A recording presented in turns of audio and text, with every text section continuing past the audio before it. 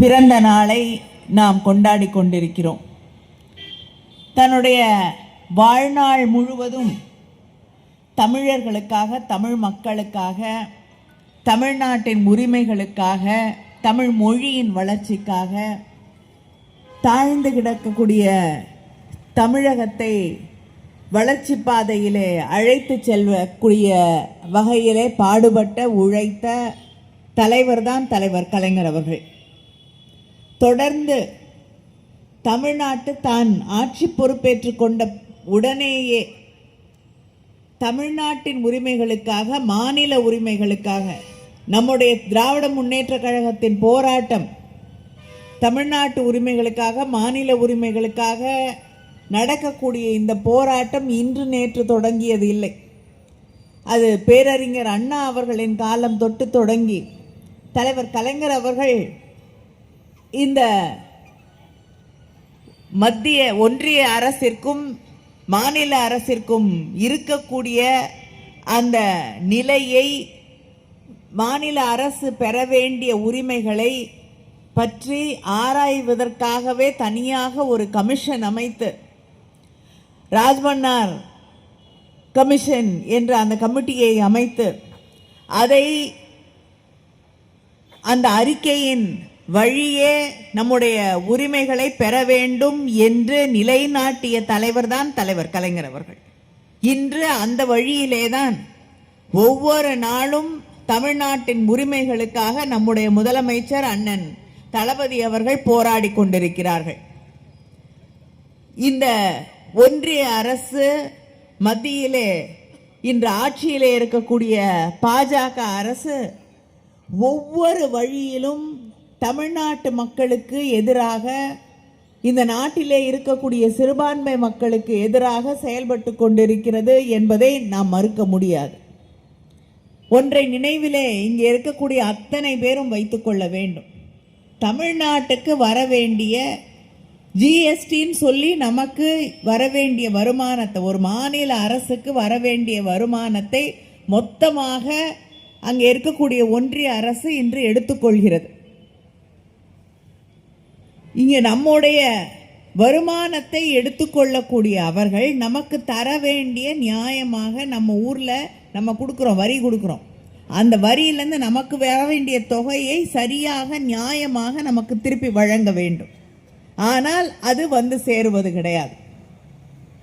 நம்ம மாணவர்கள் படிப்பதற்காக இருக்கக்கூடிய அந்த எஸ்எஸ்ஏ ஃபண்ட்ஸ் கிட்டத்தட்ட 2000 கோடிக்கு மேலே நீங்கள் ஹிந்தி படிக்கிறேன்னு கையெழுத்து போட்டாதான் நாங்கள் அதை தருவோம் அப்படின்னு ஒன்றிய அரசு தமிழ்நாட்டுக்கு, தமிழ்நாட்டு மாணவர்களுக்கு வர வேண்டிய அந்த 2000 கோடியை தர மறுக்கிறது.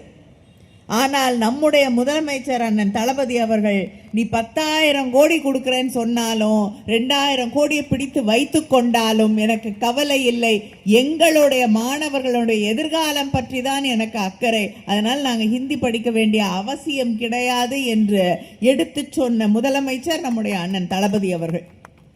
இப்படி நம்ம மாணவர்களுக்கு வர வேண்டிய, நியாயமாக அவர்களுக்கு வர வேண்டிய அந்த தொகை, அவர்களுடைய கல்விக்காக அதை பிடித்து வைத்துக் கொண்டிருக்கக்கூடிய அரசு, தமிழ்நாட்டுக்கு வர வேண்டிய திட்டங்களை எல்லாம் போராடி போராடி போராடி தான் பெற வேண்டிய ஒரு நிலை. இதை தாண்டி தமிழ்நாட்டின் உரிமைகளை அமைச்சர் பேசும்பொழுது சொன்னாங்க இல்லையா, நம்முடைய மொழியுடைய தொன்மையை, நம்மளுடைய நாகரிகத்தின் தொன்மையை நாம் எடுத்து சொல்லும் பொழுது, ஆதாரங்களோடு எடுத்து சொல்லும் போது அதை கூட ஒன்றிய அரசாங்கத்தால், பிஜேபி அரசாங்கத்தால் ஏற்றுக்கொள்ள முடியவில்லை. அதையும் எதிர்க்கக்கூடிய, நாம் எடுத்து வைக்கக்கூடிய ஆதாரங்களையும் இல்லை இல்லை, தமிழ் அவ்வளவு பழமையான மொழி இல்லை, தமிழ் நாகரிகம் அவ்வளவு பழமையானது இல்லை என்று அதை கூட ஏற்றுக்கக்கூடிய மனசு இல்லாத ஒரு ஆட்சி தான் அங்கே இருக்கக்கூடிய ஆட்சி என்பதை நீங்கள் மறந்துவிடக்கூடாது. நம்முடைய உரிமைகள், நம்மளுடைய வரலாறு, நம்முடைய மேன்மை, நம்முடைய பெருமைகள் என்று எதற்குமே இடமளிக்காத ஒரு ஆட்சி தான் அங்கே ஒன்றியத்திலே நடந்து கொண்டிருக்கக்கூடிய பிஜேபி ஆட்சி என்பதை நாம் மறந்துவிடக்கூடாது. இப்படி ஒவ்வொன்றாக தமிழ்நாட்டின் உரிமைகளை நம் மக்களுக்கு, நம்முடைய விவசாயிகளுக்கு தரக்கூடிய அந்த இலவச மின்சாரத்தை கூட மாற்றிவிடக்கூடிய அளவிற்கான திட்டங்களை, அதை கூட நிறுத்திவிடக்கூடிய அளவிற்கான வழிகளை அவர்கள் செய்து கொண்டிருக்கிறார்கள் என்பதை நீங்கள் நினைவிலே வைத்துக் கொள்ள வேண்டும். இப்படி தமிழ் மக்களின் எதிர்காலத்தை பற்றி கவலை இல்லாமல் நம்ம வீட்டு பிள்ளைங்க படிக்கணுங்கிறதுக்காக தான் நம்முடைய தலைவர் கலைஞர் அவர்கள் மருத்துவர்களாக அவர்கள் ஒரு காலகட்டத்தில் திராவிட இயக்கங்களுக்கு முன்னால் இருந்த காலகட்டத்திலே தமிழ்நாட்டில் நீங்கள் மருத்துவக் கல்லூரியில் போய் மருத்துவம் படிக்கணும்னா சமஸ்கிருதம் தெரிஞ்சிருந்தா மட்டும்தான் நீங்கள் டாக்டர் ஆக முடியும். தமிழ்நாட்டில் சமஸ்கிருதத்துக்கும் டாக்டர் ஆகிறதுக்கும் என்ன சம்பந்தம்னு கேட்டிங்கன்னா யாருக்கும் பதில் சொல்ல முடியாது. ஆனால் சமஸ்கிருதம் படிக்கிறதுக்குன்னு சில பேர் இருக்காங்க. நீங்கள் இங்கே இருக்கக்கூடிய பிள்ளைங்கள்லாம் யாரும் சமஸ்கிருதம் படித்ததில்லை. அது ஏன் சமஸ்கிருதம் படித்தாதான் நீ மருத்துவக் கல்லூரியில் படிக்கணும்னா சில பேர் மட்டும்தான் மருத்துவர்களாக வர முடியும். அந்த நிலையை அவர்கள் உருவாக்கி வைத்திருந்தார்கள். நம்முடைய நீதி கட்சி ஆட்சிக்கு வந்த பிறகுதான், திராவிட இயக்கத்தின் வழியாக இருக்கக்கூடிய ஆட்சி அமைக்கப்பட்ட பிறகுதான் அந்த சமஸ்கிருதம் படிக்க வேண்டும் என்ற நிலை மாற்றப்பட்டு எல்லாரும் மருத்துவக் கல்லூரியில் போய் படிக்க முடியும் என்று ஒரு நிலையை நாம் உருவாக்கி காட்டினோம். தலைவர் கலைஞர் அவர்களின் ஆட்சியிலே தான் தமிழ்நாட்டில் இருக்கக்கூடிய சாதாரண குடும்பங்களில் பிறந்த பிள்ளைகள் மருத்துவர்களாக கூடிய வாய்ப்பை உருவாக்கி தந்தது தலைவர் கலைஞர் அவர்கள்தான். ஒவ்வொரு மாவட்டத்திலையும் ஒரு அரசு மருத்துவ கல்லூரியை உருவாக்கி அங்கே இருக்கக்கூடிய சாதாரண குடும்பங்களில் இருக்கக்கூடிய பிள்ளைகள் படிக்கக்கூடிய வாய்ப்பை உருவாக்கி தந்தவர் தலைவர் கலைஞர் அவர்கள். இன்னைக்கு தமிழ்நாட்டில் இன்னைக்கு பெருமையாக நம்முடைய அண்ணன் தளபதி அவர்கள் மற்றவர்களும் மேடையில் பேசும்பொழுது சொல்லுகிறோம், புதிய கல்விக் கொள்கைன்னு கொண்டு வராங்க பிஜேபியில். அந்த NEP அதில் கையெழுத்து போடல தான் 2000 கோடியை பிடிச்சி வச்சுக்கிட்டாங்க. அதில் என்னன்னா, இன்னும் ஒரு 30 வருஷம் கழித்து அவங்க 50% மாணவர்கள் உயர்கல்விக்கு போகிறதுக்கு வாய்ப்புகளை உருவாக்குவோம் அப்படிங்கிறது அவங்களோட கனவு. 50% இந்தியாவில் இருக்கக்கூடிய மாணவர்களில் 50% இன்னொரு 30 வருஷம் கழித்து உயர்கல்விக்கு கல்லூரிக்கு போய் படிக்கக்கூடிய வாய்ப்பை நாங்கள் உருவாக்கி தருவோம் அப்படின்னு. ஆனால் இன்னைக்கு தமிழ்நாட்டில் அந்த இடத்தை நாம் தாண்டி விட்டோம். அதை உருவாக்கியது திராவிட முன்னேற்ற கழகம், திராவிட இயக்க ஆட்சி, தலைவர் கலைஞர் அவர்கள். ஏன்னா சின்ன சின்ன ஊர்லேயும் கல்லூரிகளை உருவாக்கி அங்கே சாதாரண குடும்பத்தில் பிறந்த ஒரு பிள்ளை இங்கே தூத்துக்குடியில் ஒரு இடசேவலில் பிறந்த பிள்ளை தூத்துக்குடியில் படிக்க முடியாது. இங்கே ஹாஸ்டலில் தங்கி படிக்க முடியாது. இன்னைக்கு அதுவும் அப்படி வேலைக்கு வரணுன்னாலும் நம்முடைய முதலமைச்சர் அவர்கள் அந்த பெண்கள் தங்குவதற்கான விடுதிகளை உருவாக்கி தந்திருக்கிறார்கள், தோழி விடுதிகள் என்று. ஆனால் அந்த காலகட்டத்திலே அவங்களுக்கு பெரிய சொந்தக்காரங்க இருக்க மாட்டாங்க. சென்னையில் போய் படிக்கணுன்னா யாரும் போய் யார் வீட்லேயும் தங்க முடியாது. போய் ஹாஸ்டலில் தங்கி படிக்கிறதுக்கு வசதி இல்லை, வாய்ப்பில்லை, போயிட்டு வர முடியாது. அதனால பரவாயில்ல, போதும், வீட்டில் இரு அப்படின்னு அந்த பிள்ளைகளுடைய படிப்பு எதிர்காலம் நிறுத்தப்பட்ட காலத்தை உடைத்து சின்ன சின்ன ஊர்களிலும் அரசு கல்லூரிகளை உருவாக்கி அங்கே இருக்கக்கூடிய ஆம்பளை பிள்ளையாவது வெளியூருக்கு அனுப்பிடுவாங்க. பெண்கள் படிக்கணும்னா நிச்சயமாக விட மாட்டாங்க. ஸ்கூலுக்கு அனுப்பி படிக்க வைக்கிறதே பெரிய கஷ்டமாக இருந்தது. அதுக்கு தான் கல்யாணம் நீ படிச்சின்னா கல்யாணம் பண்ணி தரேன், அதுக்கு உதவித்தொகை தருகிறேன் என்று பெண்களை படிக்க வைத்தவர் தலைவர் கலைஞர் அவர்கள். அதனால் சின்ன சின்ன ஊர்லேயும் அரசு கல்லூரிகளை உருவாக்கி இன்னைக்கு இந்த 30 வருஷம் பொறுத்து ஒன்றிய அரசாங்கம் சொல்கிறதே நாங்கள் ஒரு சதவிகிதத்தை தாண்டுவோம் என்று. அதை தாண்டி காட்டி இருக்கக்கூடிய மாநிலம் தமிழ்நாடு. பெருமையாக சொல்றோம், இந்தியாவில் இருக்கக்கூடிய ஒர்க் ஃபோர்ஸ், வேலைக்கு போகக்கூடிய பெண்கள்ல 42% தமிழ்நாட்டிலே இருக்கக்கூடிய பெண்கள் என்று.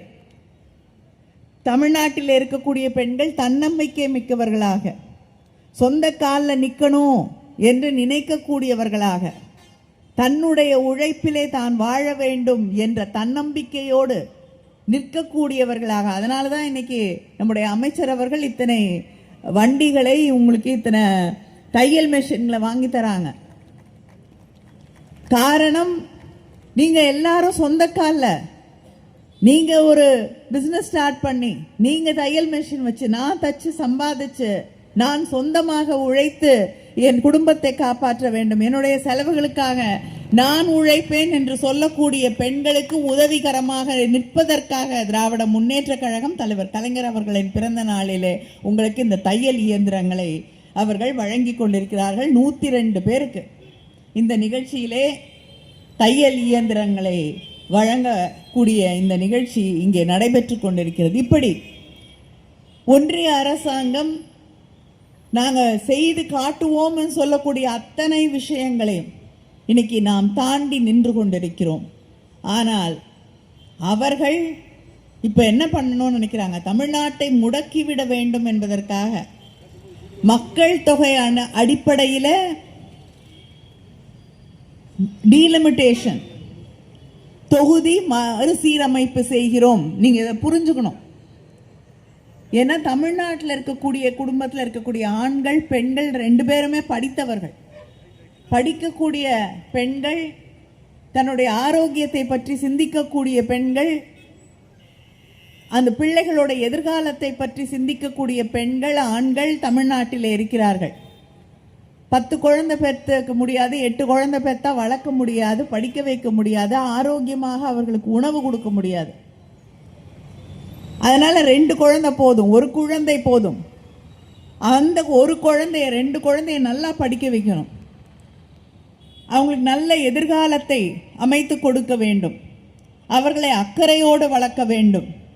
அவர்களுக்கு நல்ல உணவு தர வேண்டும் என்ற சிந்தனையோடு செயல்படக்கூடியவர்களாக இருந்து இன்னைக்கு தமிழ்நாடுடைய மக்கள் தொகை குறைந்திருக்கிறது. ஆனால் சில மாநிலங்களில், பிஜேபிக்கு ஓட்டு போடக்கூடிய மாநிலங்களில் அது நடக்கலை. அதனால இப்ப தமிழ்நாட்டிலிருந்து 39 எம்பி போறோம். சண்டை போட்டு தமிழ்நாட்டின் உரிமைகளுக்காக நாடாளுமன்றத்திலே போராடி பெற்று வருகிறோம். ஆனால் ஒன்றிய அரசாங்கம் பாஜக எனக்கு என்ன செய்யுதுன்னா, மக்கள் தொகை அடிப்படையிலே நாங்க எம்பிக்களை கணக்கெடுப்போம் என்று தமிழ்நாட்டுடைய எம்பிக்களை, தமிழ்நாட்டில் இருக்கக்கூடிய இடங்களை குறைப்பதற்கான, நம்முடைய உரிமைகளை குறைப்பதற்கான வழிகளை தேடிக்கொண்டிருக்கிறார்கள். இதை எதிர்த்து மிக முக்கியமான ஒரு கூட்டத்தை சென்னையிலே நடத்தி காட்டி இந்தியாவையே திரும்பி பார்க்க செய்தவர் நம்முடைய முதலமைச்சர் அண்ணன் தளபதி அவர்கள். ஆனா இன்னைக்கு அதிமுக யாரோடு கூட்டணி வைத்திருக்கிறது என்று இங்க இருக்கக்கூடிய சகோதரர்களும் சகோதரிகளும் சிந்தித்து பார்க்க வேண்டும். அவங்க தமிழ்நாட்டுடைய உரிமைகளை படிப்படியாக குறைக்கக்கூடியவர்களுக்கு, தமிழ்நாட்டுடைய எதிர்காலத்தை ஒழிக்க நினைக்கக்கூடியவர்களுக்கு தான் இன்னைக்கு அவங்களோட சேர்ந்து இன்னைக்கு கூட்டணி வைத்திருக்கிறார்கள். இது தமிழ்நாட்டுக்கு அவர்கள் செய்யக்கூடிய மிகப்பெரிய துரோகம் என்பதை மனதிலே வைத்துக்கொண்டு வரக்கூடிய தேர்தலிலே நீங்கள் வாக்களிக்க வேண்டும். மீண்டும் நம்முடைய உரிமைகளுக்காக பாடுபடக்கூடிய திராவிட முன்னேற்ற கழக ஆட்சியை, நம்முடைய அண்ணன் தளபதி அவர்களுடைய, முதலமைச்சர் தளபதி அவர்களுடைய ஆட்சியின் நீட்சியாக இருக்கக்கூடிய அந்த ஆட்சியை நீங்கள் உருவாக்கி காட்ட வேண்டும். நன்றி, வணக்கம்.